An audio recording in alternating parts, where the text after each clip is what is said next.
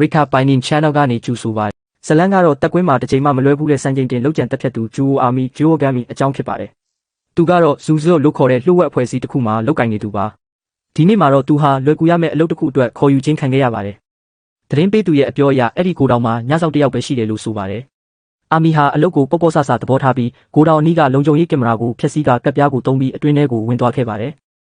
ဒါပေမဲ့ပေါ့ပေါ့ပပလမ်းလျှောက်ဝင်သွားချိန်မှာတော့လူမိုက်တစုစုဝေးနေတာကိုမမျှော်လင့်ပဲတွေ့လိုက်ရပါတော့တယ်။အဲ့ဒီလူမိုက်တွေဟာအိုကာမီရုတ်တရက်ပေါ်လာတာကြောင့်အံ့အားသင့်သွားပြီးဘလို့ဝင်လာတာလဲဘာကိစ္စလဲဆိုပြီးမေးကြပါတယ်။လူမိုက်တယောက်ကအိုကာမီကိုတနက်နဲ့ထောက်ပြီးဘသူလဲဆိုတာပြောဖို့အော်ဟစ်လိုက်ပေမဲ့အိုကာမီကတော့နည်းနည်းမှမကြောက်ပါဘူး။သူဟာအဲ့ဒီလိုတင်းမာနေတဲ့အခြေအနေမှာတောင်သူ့ရဲ့ secret အတွက်မိချစ်ပဲရှာနေခဲ့တာပါ။အိတ်ကထဲမှာမိချစ်မရှိတာနဲ့အိုကာမီဟာအဲ့ဒီလူမိုက်ကိုမိချစ်တောင်းဖို့အထိတတိကောင်းပြခဲ့ပေမဲ့လူမိုက်ရဲ့တုံ့ပြန်မှုကြောင့်တနက်ကိုလူယူပြီးစတင်ပစ်ခတ်ပါတော့တယ်။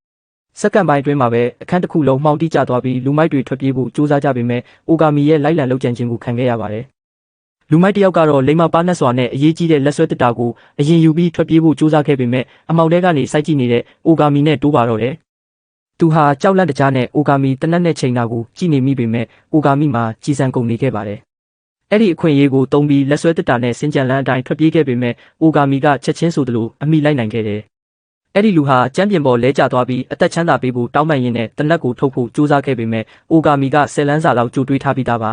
။အိုကာမီဟာအနောက်ကနေရုတ်တရက်ခြောက်လှန့်လိုက်ပြီးဘိုက်ကိုပြင်းပြင်းထန်ထန်ထိုးနှက်ကမစ်ရှင်ကိုအဆုံးသတ်လိုက်ပါတော့တယ်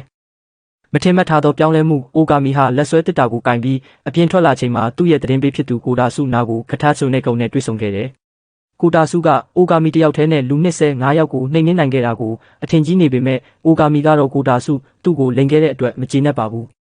အမှန်ကကိုတောင်မှာအဆောက်တယောက်ပဲရှိရမှာလေ။ကိုတာဆုကသတင်းအမှားအတွက်တောင်းပန်ပြီးလက်ဆွဲတစ်တာကိုစိတ်လှုပ်ရှားစွာဖွင့်လိုက်တဲ့အခါမှာတော့အတွင်းထဲမှာနကြီးအိမ်နွားနောက်အိမ်ပါတဲ့ထူးဆန်းတဲ့ဖန်ပြူးတစ်လုံးကိုပဲတွေ့လိုက်ရပါတယ်။ဒီထူးဆန်းတဲ့အရာဟာဘာမှတန်ဖိုးမရှိဘူးလို့ယူဆပြီးအိုကာမီနဲ့ကိုတာဆုတို့ဟာအိမ်မပြန်ခင်ဆိုင်လေးတစ်ဆိုင်မှာယာမင်ရိုင်မန်ခောက်ဆွဲပူပူနွေးနွေးကိုဝင်စားကြတယ်။ဒါပေမဲ့အိုကာမီကကြက်သွန်ဖြူတွေအများကြီးထည့်စားတာကိုမြင်ပြီးကိုတာဆုလန့်သွားခဲ့ပါတယ်။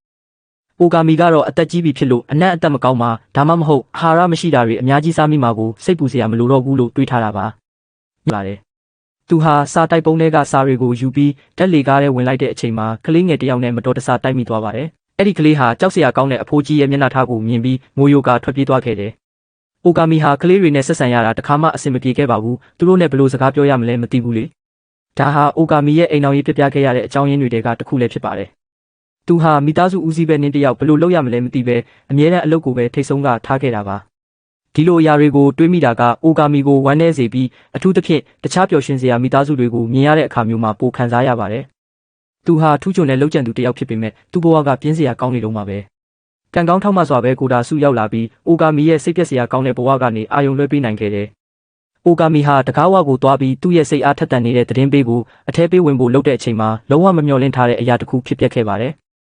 ထူးဆန်းတဲ့နကြီးနွားနောက်တကောင်ဟာအခန်းထဲမှာပြန်တန်းနေပြီးအိုကာမီရဲ့လက်ပင်ပေါ်ကိုနားကတုပ်လိုက်ပါတော့တယ်။အိုကာမီဟာနာကျင်မှုကိုခံစားရတာနဲ့ချက်ချင်းပဲအဲ့ဒီနကြီးကိုရိုက်တက်လိုက်ပေမဲ့နောက်ကျသွားပါပြီ။သူ့ရဲ့ခန္ဓာကိုယ်တစ်ခုလုံးဆက်လက်အလုံးမလုံးတော့ပဲရင်ဘတ်ကိုဖီကာနှလုံးရက်တလူမျိုးကျန်းပြင်ပေါ်လဲကျသွားခဲ့ရပါတယ်။ဆယ်ကျော်တပ်ဘဝနဲ့ကြောင်းတွင်းမစ်ရှင်တစ်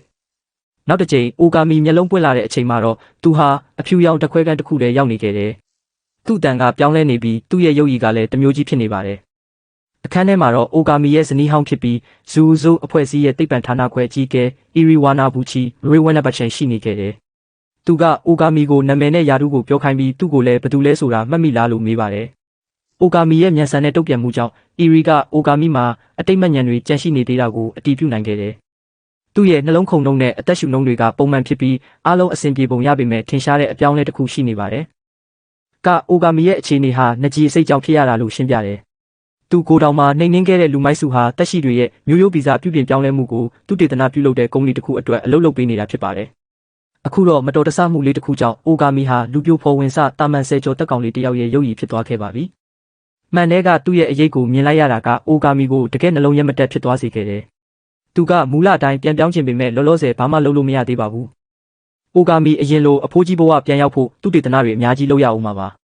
ခန္ဓာကိုယ်အစ်စ်ကိုစစ်ဆေးကြည့်ရင်အိုကာမီဟာခန္ဓာကိုယ်တစ်ခုလုံးပြောင်းလဲသွားတာကိုအံ့ဩမိပြီးဆယ်ကျော်သက်တယောက်အနေနဲ့အလုတ်ကနေနားယုံကလွဲလို့ဘာမှလုပ်เสียရမရှိတော့ပါဘူး။ဒါပေမဲ့အိုကာမီမှာပေးစရာဘေးတွေနဲ့ကလေးထောက်ပံ့ခြင်းတွေရှိနေတာကြောင့်လူကြီးတာဝန်တွေကိုမေ့ပစ်ပြီးဒီလိုမျိုးဘဝကိုအေးအေးဆေးဆေးဖြတ်တန်းဖို့မဖြစ်နိုင်ပါဘူး။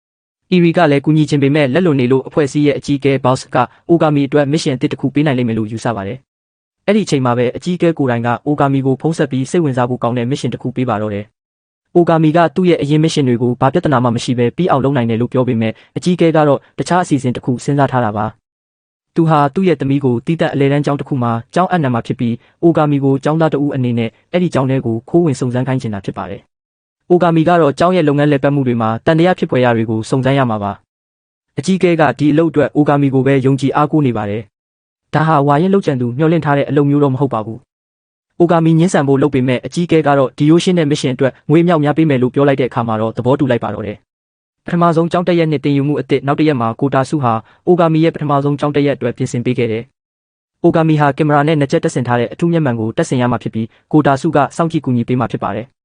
ကျောင်းဝတ်စုံဝတ်ပြီးကျောင်းသွားဖို့ပြင်ဆင်နေချိန်မှာတော့အိုဂါမီဟာသူကလေးတွေကိုမုံပြီးစကားမပြောချင်ပဲဘာလို့ဒီအလုပ်ကိုလက်ခံခဲ့မိလဲဆိုတာတွေးနေမိတယ်။ဒါပေမဲ့ငွေမြောက်များရမှာကိုတတိယပြီးသူ့ရဲ့မာနကိုချိုးနှိမ်လိုက်ပါတယ်။ကျောင်းပထမဆုံးရက်မှာတော့ကျောင်းသားတွေဟာအတန်းထဲမှာတယောက်ချင်းစီမိတ်ဆက်ကြရတယ်။ကလေးတွေကတခြားကလေးတွေကိုဝေဖန်ကဲဖျက်ရမှာအရန်ရက်ဆက်ကြပြီးအိုဂါမီအလှည့်ရောက်တဲ့အခါမှာတော့သူဟာလုံးဝအဆင်မပြေဖြစ်ကသူ့အကြောင်းဘာမှမပြောဘဲချက်ချင်းပဲမှုန်ကုတ်ကုတ်ကောင်လေးလိုအမိတချင်းခံလိုက်ရပါတယ်။ကိုတာဆုကသူ့ကိုပြန်လှည့်ပြီးတေချာမိတ်ဆက်ဖို့ပြောတာကြောင့်အိုဂါမီဟာအတန်းရှေ့မှာပြန်ရက်ပြီးတဘာဝကြကြဖြစ်အောင်စူးစမ်းကသူ့ရဲ့အကြိုက်ဆုံးဝါသနာဟာဆက်လိုက်ပါဖြစ်တာဖြုံးကနေလှမ်းပစ်တာလို့ပြောလိုက်ပါတော့တယ်။အခန်းတစ်ခုလုံးတိတ်ဆိတ်သွားပြီးကလေးတွေကအိုဂါမီကိုတနက်ကြိုက်တဲ့ထူးဆန်းတဲ့ကောင်လေးလိုထင်သွားကြတယ်။သူ့ရဲ့နာမည်ပြတ်သွားတာကိုပြန်ပြင်ဖို့စူးစမ်းပေမဲ့နောက်ဆုံးမှာတော့အားလုံးကသူ့ကိုလူစန်းကြီးလိုပဲသတ်မှတ်လိုက်ကြပါတော့တယ်။ကျောင်းဆင်းချိန်မှာတော့စိုးသွမ်းတဲ့မိန်းကလေးတစုကအိုဂါမီကိုတမင်တကာဝင်တိုက်ပြီးလှောင်ပြောင်သွားကြတယ်။ကိုတာဆုကအဲ့ဒီမိန်းကလေးတွေကိုပညာပေးဖို့အကြံပြုပေမဲ့အိုဂါမီကညှင်းပယ်ခဲ့တယ်။အလဲတန်းကျောင်းသားဘဝကိုညီးစမ်းပြီးနောက်အိုဂါမီဟာသူ့ရဲ့တိုက်ခန်းကိုပြန်လာခဲ့ရာကိုတာဆုကအတူလာနေပြီးညစာချက်ပြုတ်ပေးနေတာကိုတွေ့ရပါတယ်။ကိုတာဆုကဟင်းချက်ကောင်းတာကိုအိုဂါမီအံ့ဩမိတယ်။ဒါပေမဲ့အခုတော့ကိုတာဆုကအသက်ကြီးတဲ့သူဖြစ်သွားတာမို့အိုဂါမီရဲ့လှုပ်ရှားမှုတိုင်းကိုလိုက်လံညွှန်ကြားနေပြီးအိုဂါမီရဲ့ကျောင်းကမိတ်ဆက်မှုဟာသူမြင်ဘူးသမျှထဲမှာအတုံးဆုံးပဲလို့ပြောပါတယ်။ကိုတာဆုဟာအိုဂါမီရဲ့အမေလိုမျိုးဖြစ်သွားပြီးကျောင်းမှာတေချာနေဖို့နဲ့ကျောင်းထုတ်မခံရအောင်စာချက်ဖို့တတိပေးပါတော့တယ်။နောက်တစ်ရက်မှာတော့အိုဂါမီဟာနာကျင်စရာကောင်းတဲ့သင်ခန်းစာတွေကိုနားထောင်ခဲ့ရတယ်။သူဟာငငယ်ကလေးကလူသက်သမားဖြစ်အောင်တင် जा ခံခဲ့ရတာမို့စာတင်တာကိုစိတ်မဝင်စားပါဘူး။တင်တန်းဆင်းပြီးနောက်သူဟာဘဝတစ်ခုလုံးကိုဖျက်ဆီးခဲ့ပြီးအိမ်အောင်ကြကတမီတယောက်တောင်ရှိခဲ့တာမို့ကျောင်းပြန်တက်ရတဲ့ကလေးတယောက်လိုဟန်ဆောင်ဖို့ခက်ခဲနေပါတယ်။ဒါပေမဲ့အတန်းထဲကတင်မုံပေါ်ကလှပတဲ့တင်ချကိန်းကနန်းတွေကိုမြင်လိုက်ရတဲ့အခါမှာတော့ဂါမီရဲ့စိတ်ထဲမှာတစ်ခုခုပြောင်းလဲသွားပြီးစာကိုအာယုံစိုက်လာမိပါတော့တယ်။ကိန်းကနန်းကဘာတစ်ကိုရှာဖွေတွေ့ရှိတာကအိုဂါမီကိုစာတင်ခန်းထဲမှာစိတ်လှုပ်ရှားစေခဲ့ပြီးနေ့လယ်ဘက်မှာတော့သူဟာစာတင်ရတာကိုသဘောကျလွန်းလို့ငိုတောင်ငိုမိပါတယ်။ဘဟုတုတအသစ်တွေရတာကဖျားသခင်စီကနေစွမ်းအားတွေရရှိတယ်လို့မျိုးခံစားရတာပါ။သူဟာဘဝတစ်ခုလုံးကိုတည်စေနိုင်တဲ့အလုပ်တွေမှာပဲအာယုံစိုက်ခဲ့ရတာမို့အခုလိုတခြားအရာတွေကိုအာယုံစိုက်ခွင့်ရတာကပျော်စရာကောင်းနေပါတယ်။အိမ်ပြန်ရောက်တဲ့အခါကိုတာဆုကအိုဂါမီကိုပါကိုစာချက်နေတာ။အိမ်စာတွေအကုန်လုပ်ပြီးနောက်ရက်အတွက်ပါကြိုတင်ပြင်ဆင်နေတာကိုကြည့်ပြီးမယုံနိုင်အောင်ဖြစ်နေပါတော့တယ်။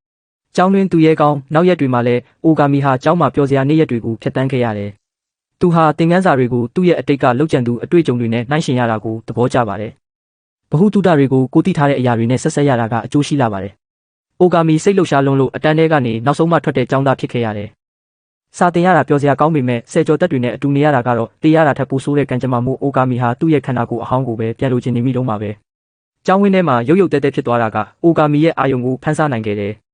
ပနာမျက်နှာဖုံးဆွတ်ထားတဲ့ကာမယူတယောက်ဟာကျောင်းထဲကိုခိုးဝင်လာပြီးအဆောင်တွေကိုလိုက်ရိုက်နေတာပါ။အဲ့ဒီပန်နာရုကကလေးတွေကိုလိုက်ချောက်နေပြီးအိုဂါမီကိုတိုက်ခဲ့တဲ့ဆိုးသွမ်းတဲ့မိန်းကလေးတွေကတော့အခြေအနေကိုပေါ့ပေါ့ဆဆသဘောထားပြီးဗီဒီယိုရိုက်နေကြတယ်။ဒါပေမဲ့ပန်နာမျက်နှာဖုံးဆွတ်ကအောက်ခံပေါင်းပြီးတစ်ထည်တည်းဝတ်ထားပြီးအဲ့ဒီမိန်းကလေးတွေစီပြေးလာကထောင်းပိတ်ပစ်လိုက်ပါတယ်။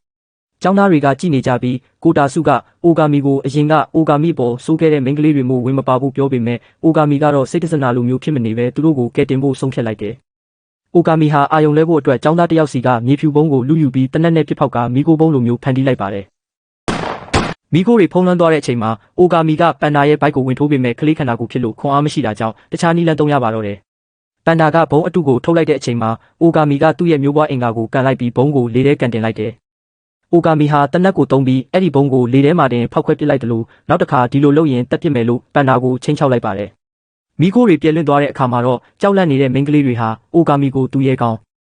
လိုမြင်သွားကြတယ်။သူတို့ကအိုဂါမီကယ်တင်ခဲ့တာလို့ထင်ပေမဲ့အိုဂါမီကတော့သူ့ရဲ့မိသူမိဘဖြစ်ကြောင်းကိုဖုံးကွယ်ဖို့အတွက်လမ်းကြုံဖြစ်သွားတဲ့လူငယ်တစ်ယောက်လိုဟန်ဆောင်ပြီးတခြားသူစိမ်းတစ်ယောက်ကပန်ဒါကိုနှိမ်နင်းသွားတာလို့ပြောကထွက်ခွာခဲ့ပါတယ်။အဲ့ဒီဖြစ်ရဟာပန်ဒါဖမ်းခံရတာနဲ့ပဲပြီးဆုံးသွားပြီးကယ်တင်ခဲ့တဲ့သူရဲကောင်းကတော့လှုပ်ဝက်ချက်တစ်ခုဖြစ်ကြံခဲ့ပါတော့တယ်။ကျောင်းမှာတော့အိုဂါမီဟာ